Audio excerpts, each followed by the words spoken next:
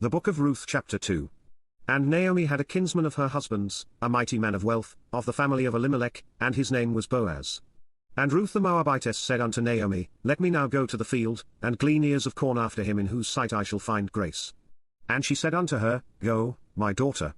And she went, and came, and gleaned in the field after the reapers, and her hap was to light on a part of the field belonging unto Boaz, who was of the kindred of Elimelech.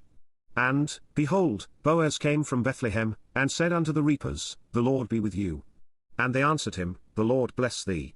Then said Boaz unto his servant that was set over the reapers, Whose damsel is this? And the servant that was set over the reapers answered and said, It is the Moabitish damsel that came back with Naomi out of the country of Moab. And she said, I pray you, let me glean and gather after the reapers among the sheaves. So she came, and hath continued even from the morning until now, but she tarried a little in the house.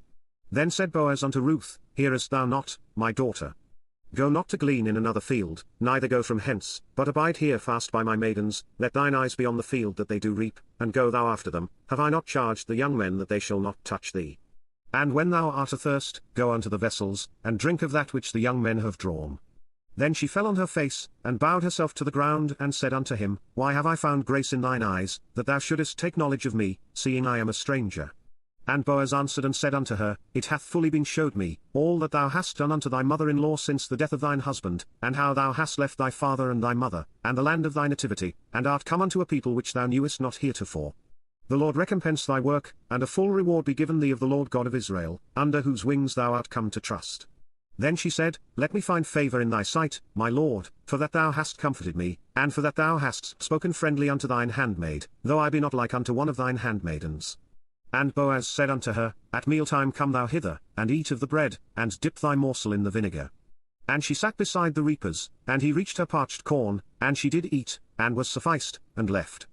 And when she was risen up to glean, Boaz commanded his young men, saying, Let her glean even among the sheaves, and reproach her not, and let fall also some of the handfuls of purpose for her, and leave them, that she may glean them, and rebuke her not. So she gleaned in the field until even, and beat out that she had gleaned, and it was about an ephah of barley. And she took it up, and went into the city, and her mother-in-law saw what she had gleaned, and she brought forth, and gave to her that she had reserved after she was sufficed. And her mother-in-law said unto her, Where hast thou gleaned today? And where wroughtest thou? Blessed be he that did take knowledge of thee. And she showed her mother-in-law with whom she had wrought, and said, The man's name with whom I wrought today is Boaz. And Naomi said unto her daughter-in-law, Blessed be he of the Lord, who hath not left off his kindness to the living and to the dead. And Naomi said unto her, The man is near of kin unto us, one of our next kinsmen. And Ruth the Moabitess said, He said unto me also, Thou shalt keep fast by my young men, until they have ended all my harvest. And Naomi said unto Ruth her daughter-in-law, It is good, my daughter, that thou go out with his maidens, that they meet thee not in any other field. So she kept fast by the maidens of Boaz to glean unto the end of barley harvest and of wheat harvest, and dwelt with her mother-in-law.